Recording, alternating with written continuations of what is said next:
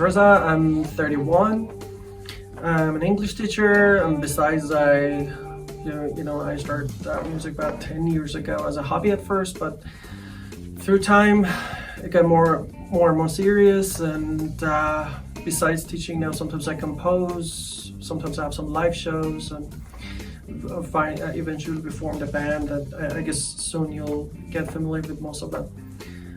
Our style is flamenco, is music which originates to Andalusia, the southern parts of Spain, which it has quite a close bond to the Eastern culture as well. So you can sometimes hear some Arabic, some even Persian melodies among over the lots of different narrations about how it was first formed, and there are also lots of influence like the Moorish, the Moors of the Morocco, and some Indian gypsies, some Persian people, so anyway, we play flamenco.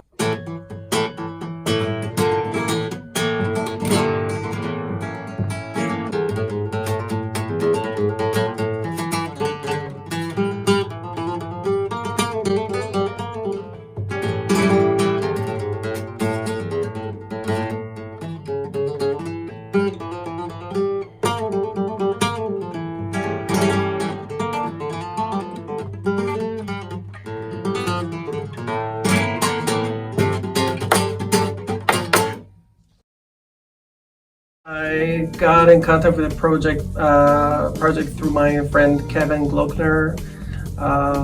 He told me about it and asked if I was willing to just give it a shot to see if it works.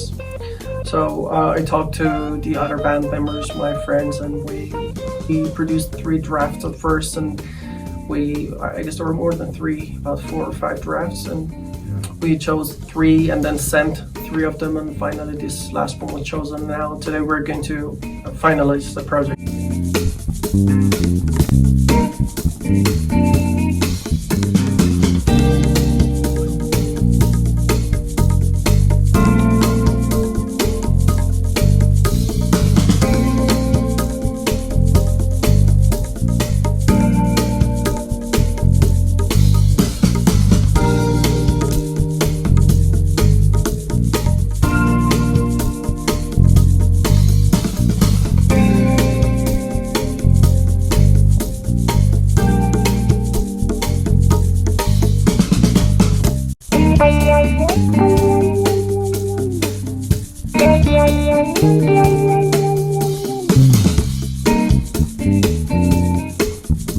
من تارا موسویان هستم، نوازنده سازهای کوبه‌ای. 36 سالم هستش. ساز اصلیم که 20 ساله دارم میزنم ساز دف هستش و سبکم سبک سنتیه. سازهای کنگا و کاخون هم میزنم که کاخون فلامنکو میزنم و کنگا که ساز لاتین هستش. سازی که توی این قطعه داره استفاده میشه بندیر هستش اسمش و برای موسیقی ترکی و عربی استفاده میشه.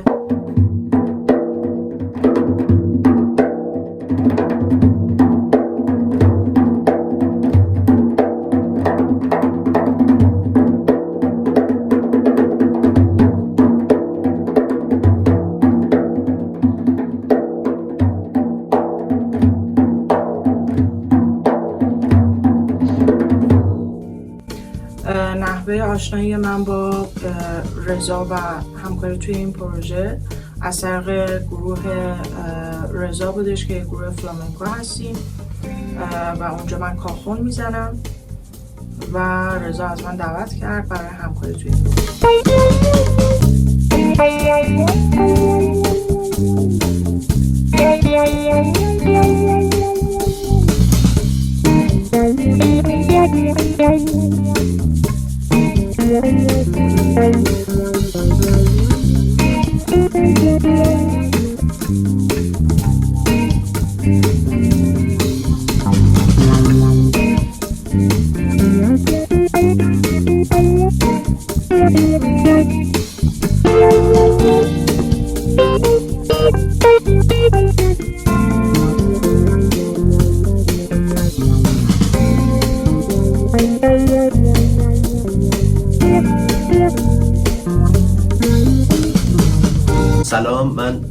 داریوش کمالی هستم، متولد 1354 تهران.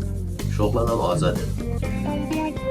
سازی که ساز تخصصی بنده هست ساز نی هست. این ساز یکی از سازهای بادی ایرانی هست، یکی از سازهای اصیل ایرانی هست که عرضم به حضور شما همونجور که از قیافه این ساز پیداست، تنها ساز بادیه که زبونه نداره و تنها چیزی که اینو با ساز نی عربی متمایزش میکنه همین سرسازه، چون این سرساز در سازهای ایرانی که به نام نی هستش ما بین دو تا دندون نیش قرار میگیره.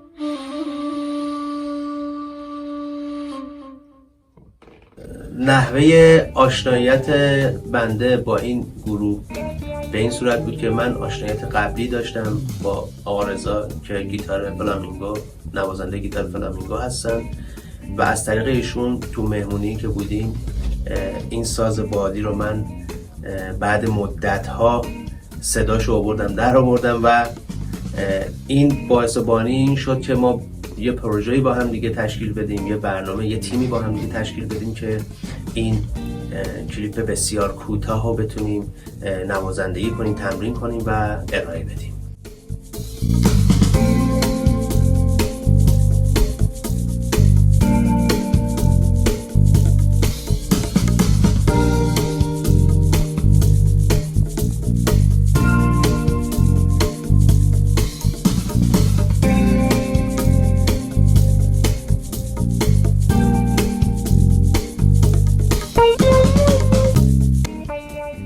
علی محمد کشوری هستم، نوازنده ترومپت،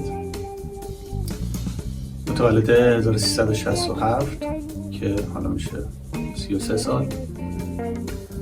هلوش حدوداً 10 ساله که نوازندگی میکنم و کنارش یه مقداری تدریس هم داشتم، تدریس ساز خودم، ساز ترومپت. سبک‌های مختلف رو سرک کشیدم بهشون، از جمله سبک‌های دستگاه ایرانی، سبک پاپ، جاز و بلوز که خیلی دوستشون دارم.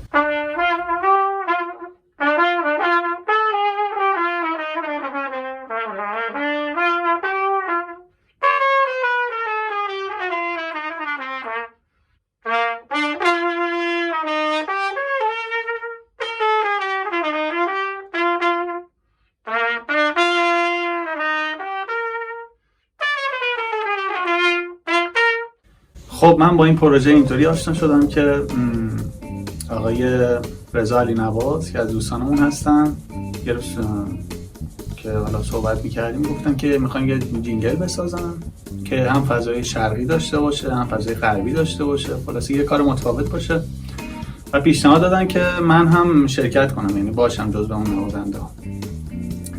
که خب منم از سابقه‌ای که داشتم و تو خودم میدیدم، چون یه دوره موسیقی ایرانی کار کردم، شکی از اساتیدم، گفتم خب کار قشنگیه، میتونم از پسش برمیام.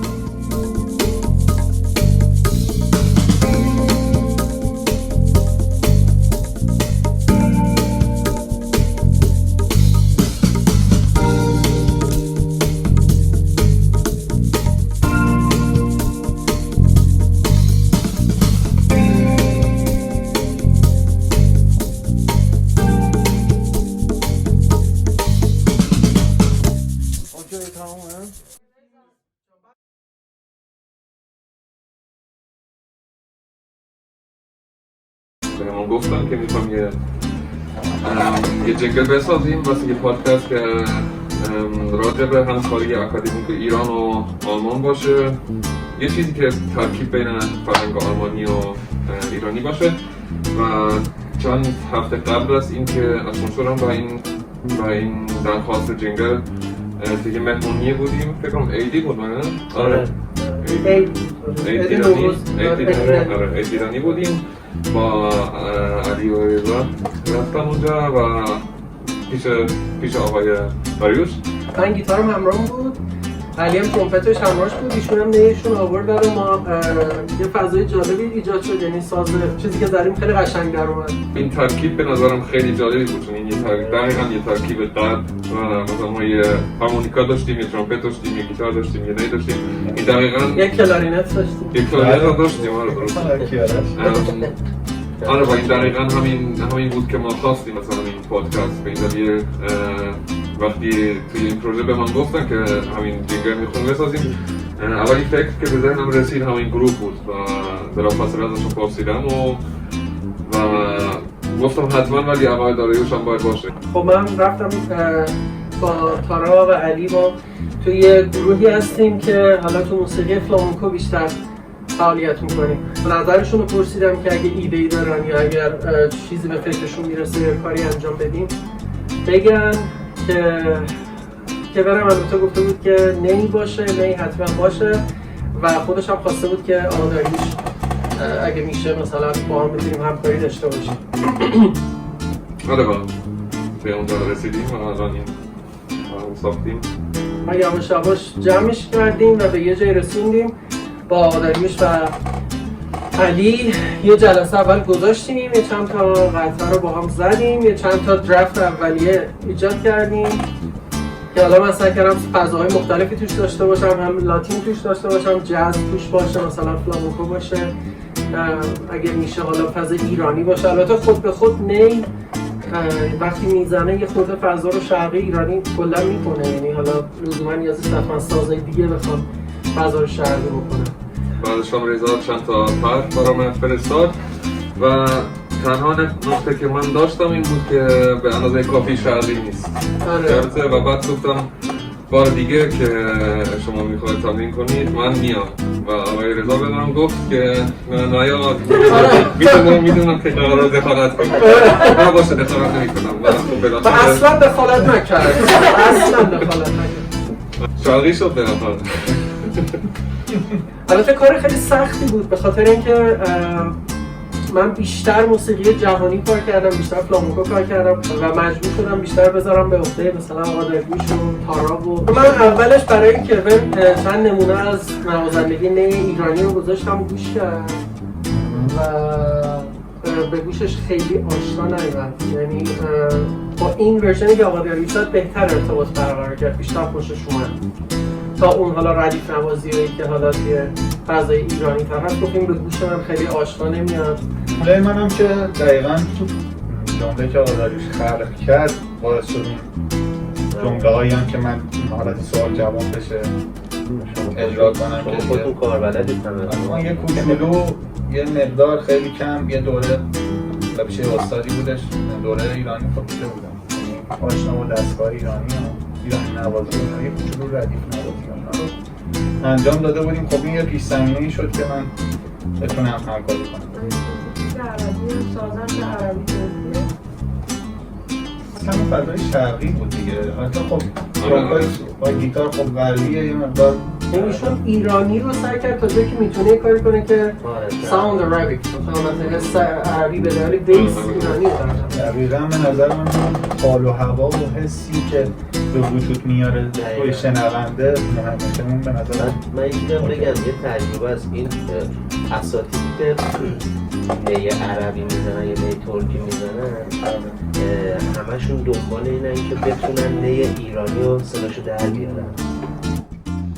مرسی از شما.